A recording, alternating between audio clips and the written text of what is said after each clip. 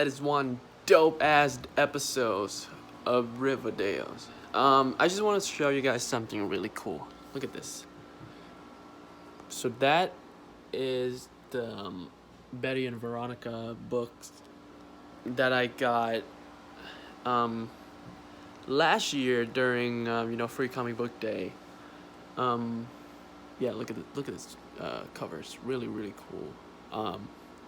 So what happened in this episode that made me when they're adapting the book that I read not so long ago is that Pop burger plate is going out of business, and someone else like bought it or whatnot.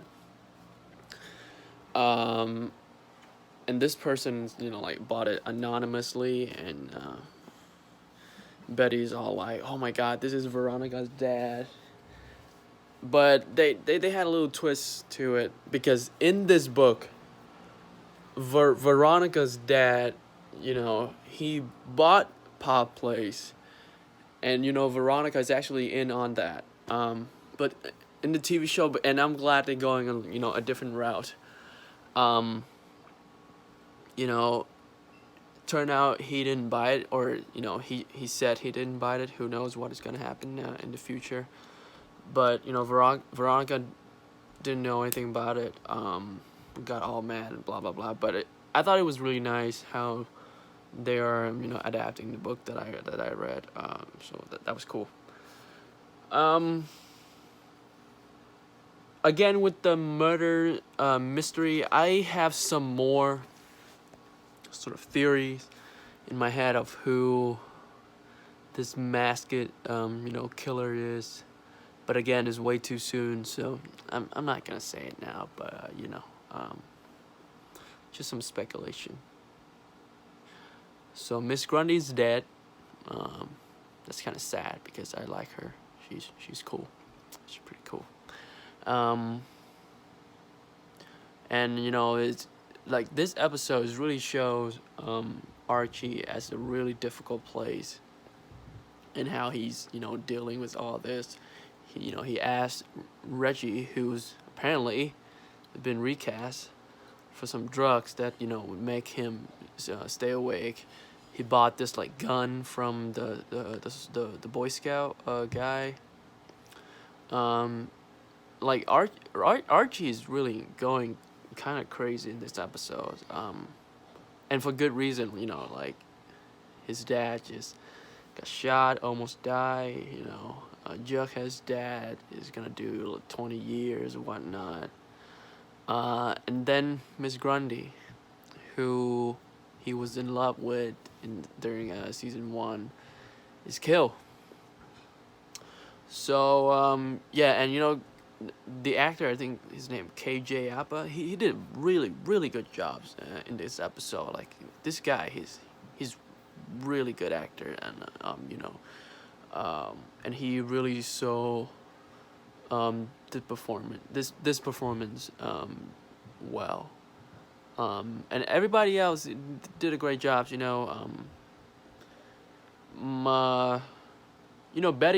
Betty is kind of like a MVP in this episode. Like Betty just got off her ass and just get shit done.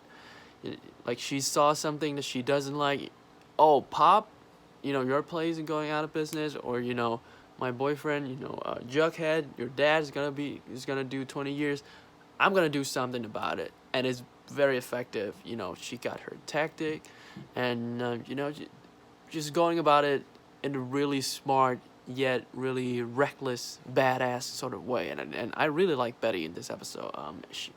She got shit done. Everyone else just sort of themselves doing their thing.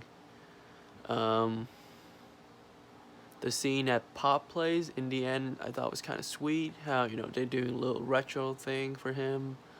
Again, it's all Betty's idea. Really sweet.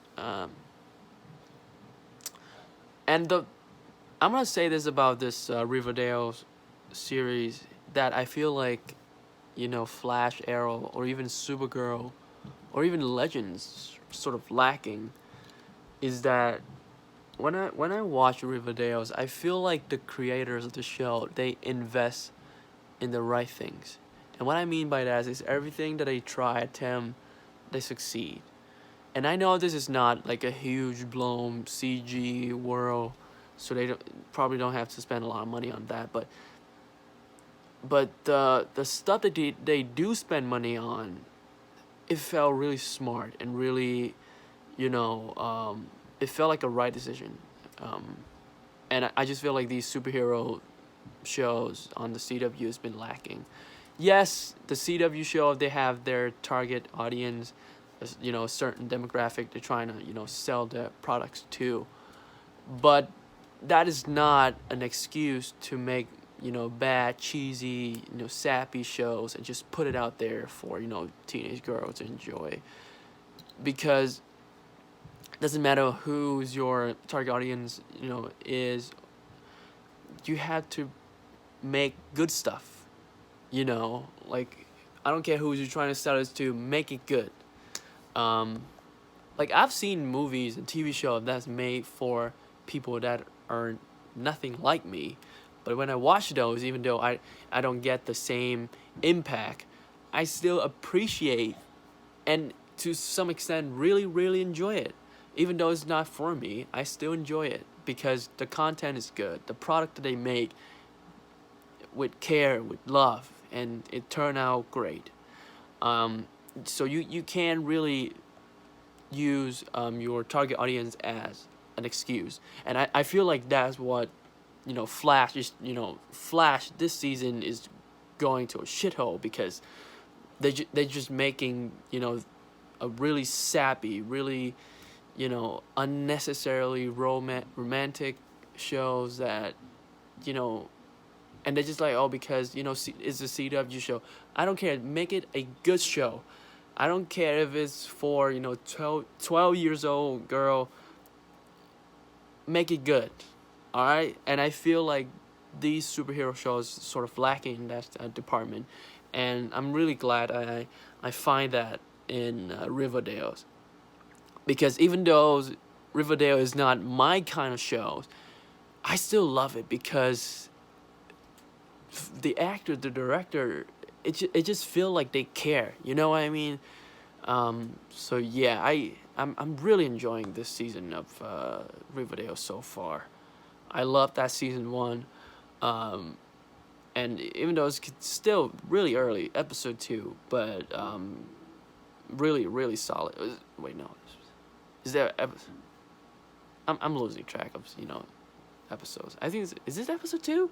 This is episode 2 of Riverdale's. Yeah, really, really solid start. All right, so that's my review for Riverdale season 2, episode 2. If you saw the episode, let me know in the comment section how you feel about it. Did you like it? Did you not like it? And if you have any speculation of the killers, the masked killer, apparently he killed someone else, two other person, 2 student, I think, at the end of this episode.